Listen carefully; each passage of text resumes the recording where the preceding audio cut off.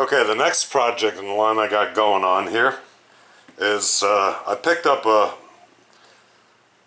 used cheap Acer Aspire 1. I think that's right.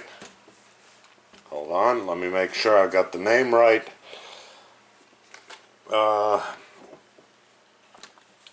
Yes, it is. Oops, sorry about the camera, guys. It's an Acer Aspire 1 Cloudbook14, and it had Ubuntu on it when I got it, which that was alright. You know, I didn't want Windows 10 anyway. I don't use Windows anymore, and I put the Linux Mint 19.2 on it, which worked out great. And I picked it up for 30 bucks, so you know, I figured nothing much to lose. I could throw this in the bike and have a good time with it, have some pictures on it, could access the internet. It's actually a pretty good unit as far as you know, the Wi-Fi card goes and everything else. Now, it doesn't have a DVD drive. It only has one USB port, and really it doesn't have a replaceable hard drive or memory. This is all part of the motherboard. So anyway, after I got it, you know, within about a month or two, since I don't use it a lot, I keep it in the drawer, and all my laptops get charged up once a month, you know, after I run the batteries down. And I've replaced batteries before. I got a new battery for this one here, and it had the ribbons going over from the USB port to the motherboard. So when I was trying to pull out the old battery, the ribbons that went across, and I'll show you, hang on here, I got them over here, they went across from the USB port, which is over on this side, over here to the motherboard. So they glued the thing to the battery, and I thought, well, to peel it up, I would pull out the plug over here on the motherboard, and then take the battery out, which now in retrospect, you know, knowing what I've gone through here, that all you need to do is loosen the tape, and you can pull the battery out under it. But in my infinite wisdom and not knowing any better, these little clips that look like they plug in, and I thought they did, and what I did is I used a screwdriver to unplug it. In other words, I was trying to push, let me get a decent screwdriver, well, I guess. I was trying to push them out this way. So, unfortunately, I didn't know that they don't do that. These little clips in here, they actually flip up. Let me see if I can do this one-handed. Yeah, they flip up like that, and they hinge. So then you pull the ribbon out of there, and I didn't know this, and that one broke off. So I tried to put the old piece back on, which was now broken at the little hinge area, the two little pins, and I used a two-part epoxy, not a metal type epoxy like JB Weld, but you know, a regular two-part epoxy, so polyurethane, I think, or something like that. Anyway, I glued it down, and the damn thing didn't work. So I had no USB port, and I now, you know, even lost control of the what do you call it, palm pad pointer.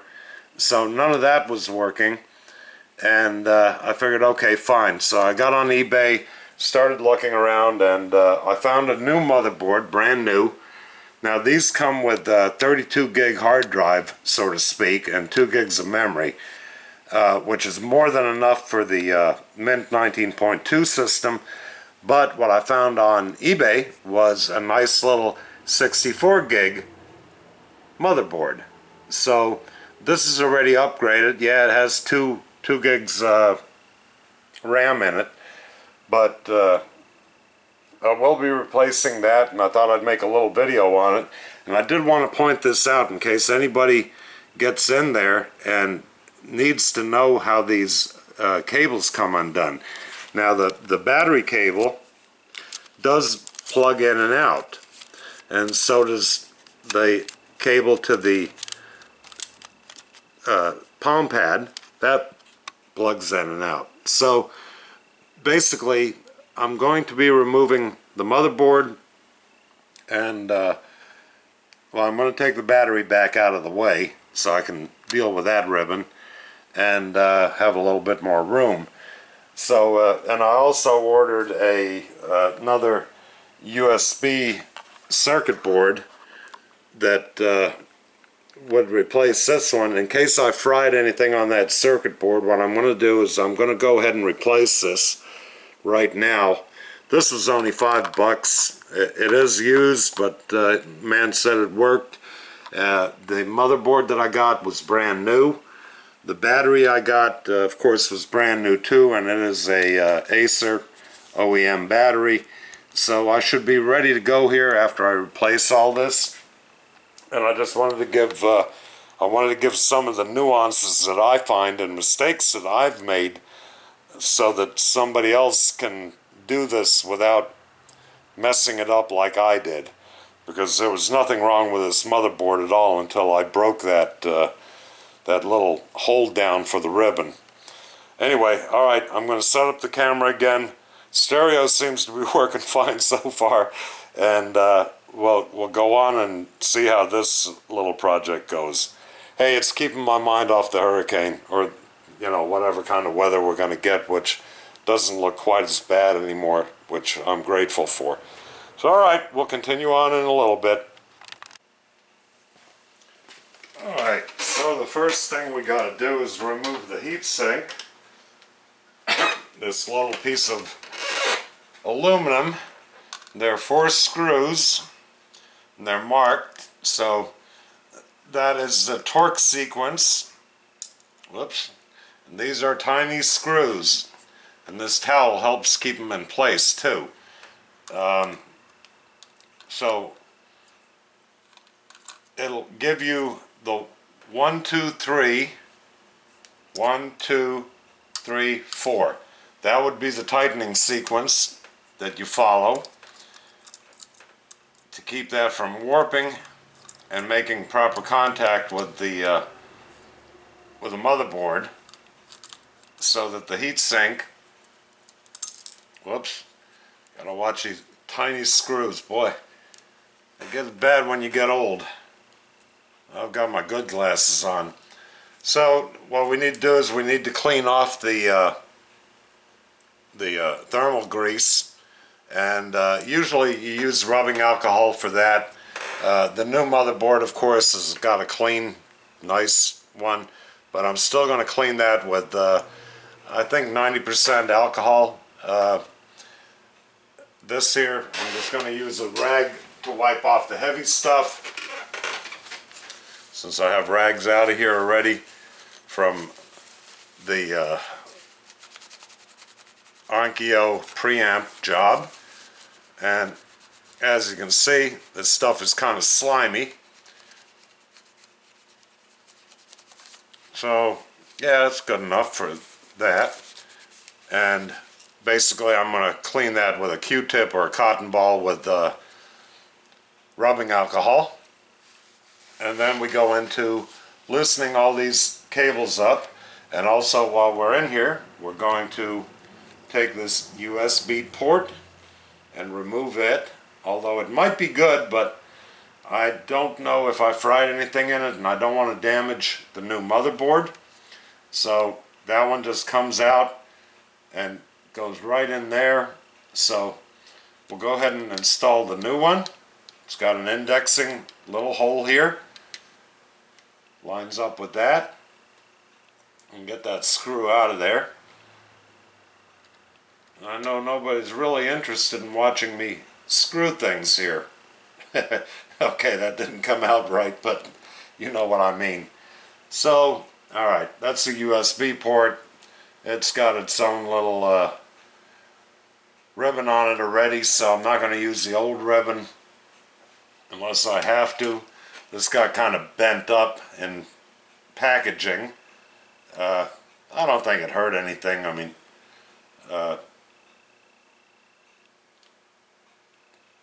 yeah, I don't know.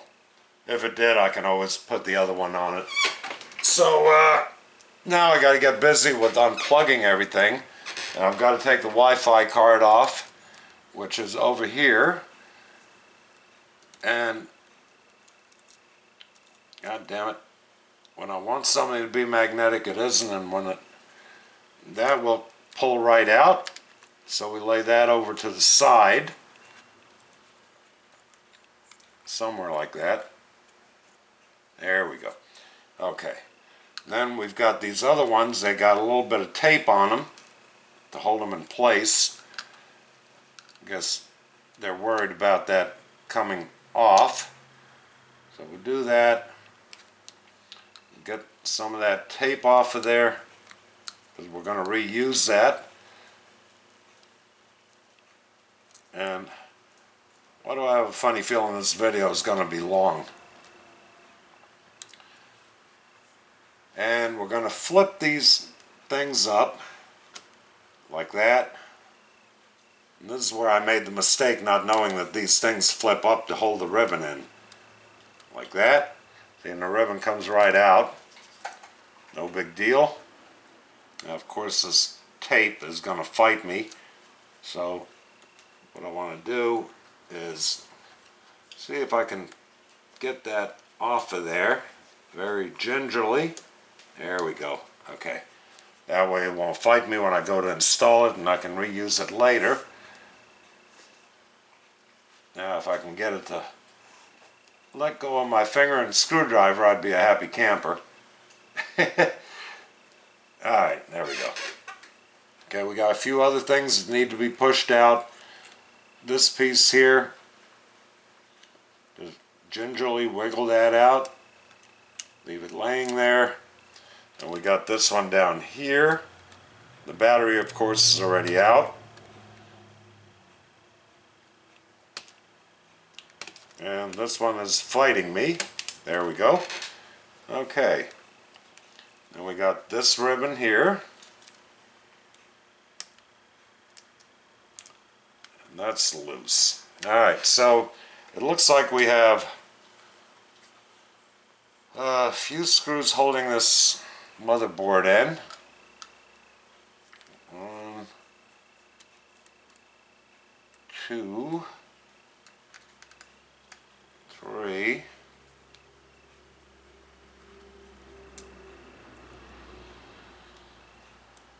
And God damn it, come here. Wow. Alright. There. Gotta be more than 3 screws holding the motherboard in. Huh. Well, no, I guess not. Let's see what's under there. Nothing.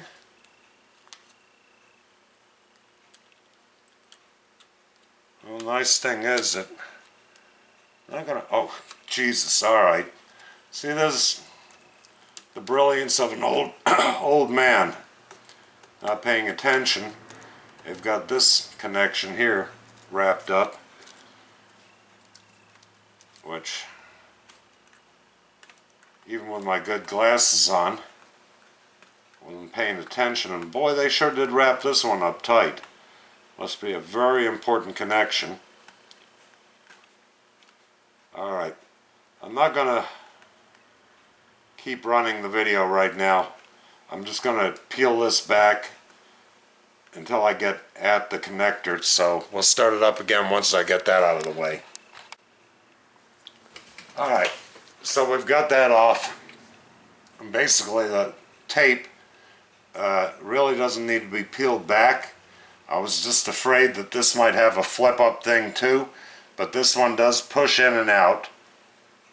So now we've got the old motherboard out, and there's only the 3 screws actually holding it in. This is my SD card, which gives it a little bit more gigs, you know, for storage, like pictures and stuff like that that you really don't need to put on the system. So I'm going to go ahead and clean this up. There's some funky stuff on here. Just stuff, yeah, it's no big deal. Maybe a little paintbrush to clean that off. And cleanliness is next to godliness. So we're going to install the new motherboard in reverse order. And we'll go through that in a minute.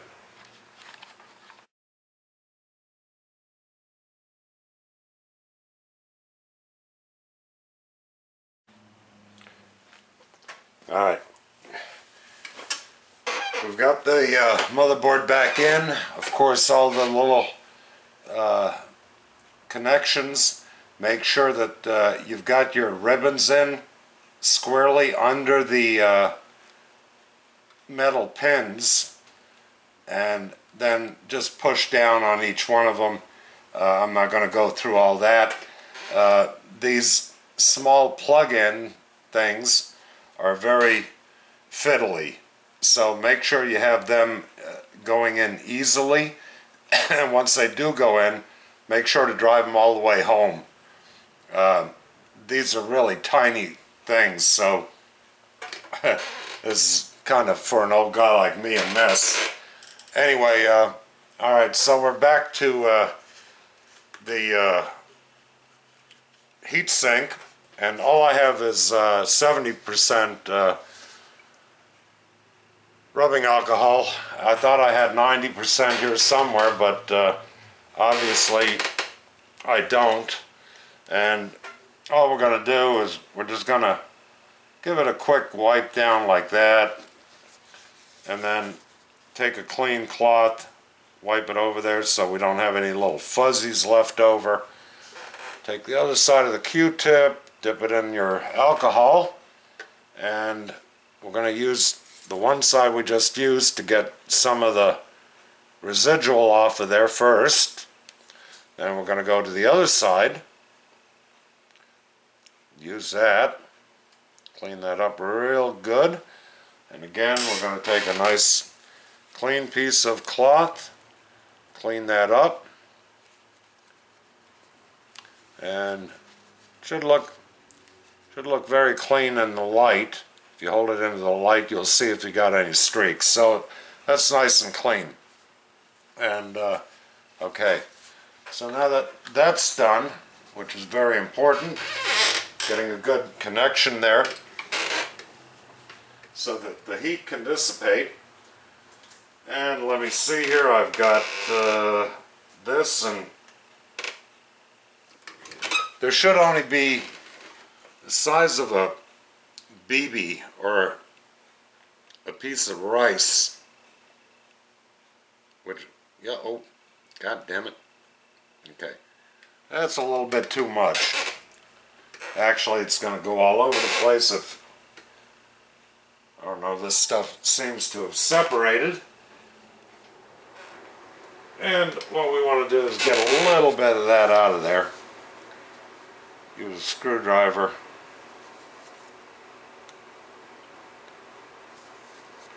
Just want to leave it in the middle. That's a lot, because it'll spread out. Just want a little bit left on there. That'll be alright.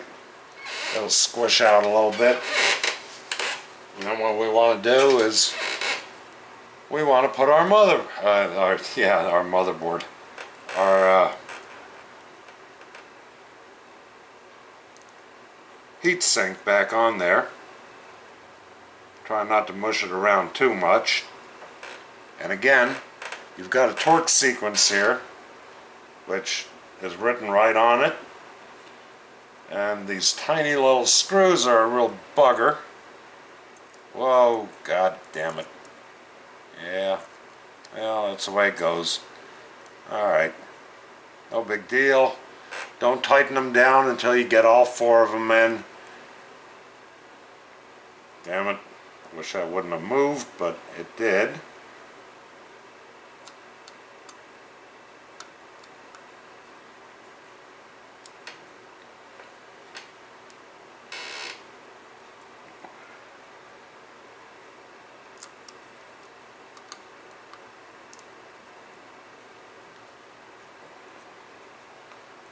I knew this was going to be a long video of me putting screws into shit.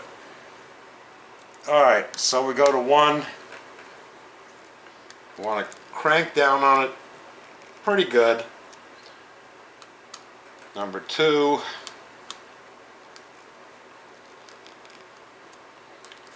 Number 3.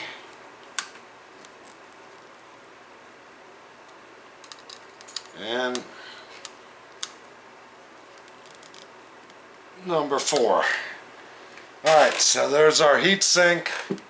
Got that. Now we put the battery back in and we'll start over again, and hang on a minute, I gotta get the battery and the screws.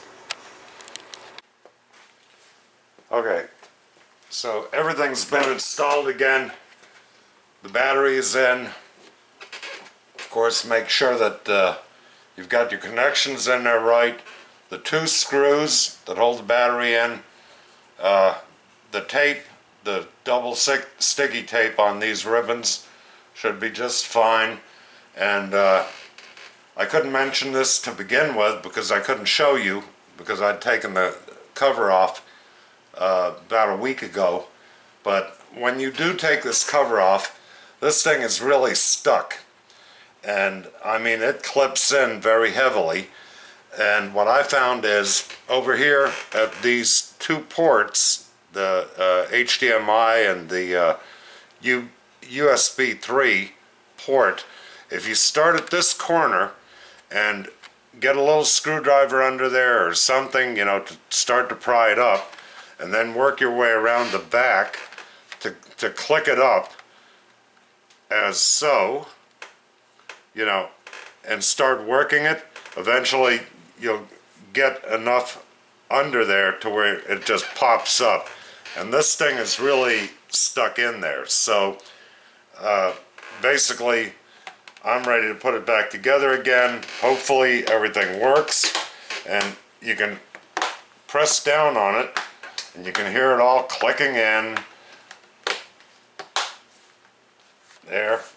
Okay, now you gotta replace all the screws. There's 2, 4, 6, 8, 10. 10 screws, put them in, and you're done. And now I'm going to install Mint 19.2 again once I get it fired up.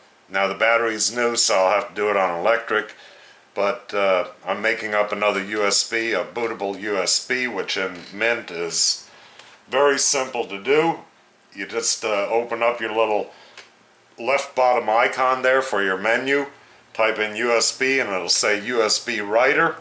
Click on that, and then take your ISO that you have already downloaded into your computer, and it'll ask you what you want to do. Put that in there and then hit yes, USB stick, whichever one you got in, and then once it's highlighted, click on it and then hit right, and it'll be a bootable USB. Now I have the ISO for 19.2 and 19.1 and all these others already on my other computer, so I didn't have to download it again. If you want to know how to download the ISOs for Mint or Linux, or basically Mint, Joe Collins is a channel you want to go to. Go through his stuff. He was very heavy into Mint. He'll show you where to go, and he'll show you how to install Mint and what to go through. I suggest you follow his routine. I still look at it occasionally, even after I've done 8 or 9 computers on Mint, because I continually forget something. So I've downloaded his video into one of my computers just so I can browse through it real quick and say, oh yeah, I forgot Synaptic Package or whatever. So go to Joe Collins' channel if you're interested in Linux and getting rid of this Windows 10 crap. And by the way, it does have to be set to legacy, so you need to go F2 into the system setup and disable UEFI, enable legacy. The UEFI is for the Windows crap, and you blow that out of there, go to legacy, which if you replace the battery or whatever, it'll ask you anyway if you want to not start in legacy. Just hit no, either way you do it. In either case, let me button this up, and I'm going to start my install, and then we'll get back on it. I'll show you how it's working. Okay, so there we are. We got Linux Mint 19.2, Tina Cinnamon Desktop, and yeah, while I'm on the subject here, every one of their operating systems or new things here are female names, like Tara, Tessa, Tina. I think it's about time for Brutus, Joey, Ripley. How about a little equality there, folks? Alright, anyway, so the laptop is working. I'm just jerking around here. And everything's put back together again, working in perfect order. And like I said, if you do want to put Linux Mint on something, I think the whole operating system on Mint takes 1.9 gigs compared to the holy crap of Windows. But anyway, yeah, it's a lot better operating system once you get used to it, which only took me maybe a couple weeks. And I'm an old dude, man. I don't even know all this crap, which I stay on Linux now, Mint anyway, all the time. So like I said, Joe Collins is the one to look for. Go on his site. The name of the video is Installing Linux Mint 19.1 for Beginners, but it's same install on 19, 19.1, 19.2, blah blah blah. It's same thing. So anyway, alright, there you go. That's the whole deal on the Acer Aspire Cloudbook 14, and with a new excuse me, with a new motherboard, USB port, and yeah, the USB does I should mention, if you can see it,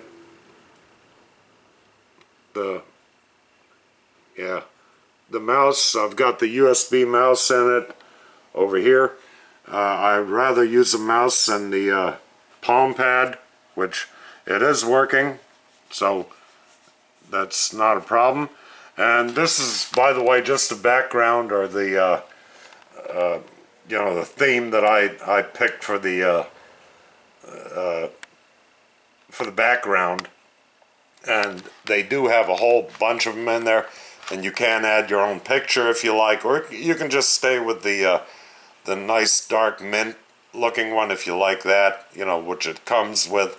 So anyway, there it is. I hope this might have helped somebody dealing with one of these, because I know that the one video that I saw on it, I was looking for somebody to give me more in-depth information about the motherboard, but it was just some kid, taking it apart and looking into the back and saying, oh, this is that, and, nothing about really going in depth and doing anything or replacing it. So there it is. All right, another video done, and it's getting cloudy and dark. The winds are picking up, but I don't think we're going to get hit real hard here, so I should be in good shape. The birds are still coming around. If the birds stop coming around, I know we're in trouble. Anyway, all right, people. Be good. Have a great day, man. Take care.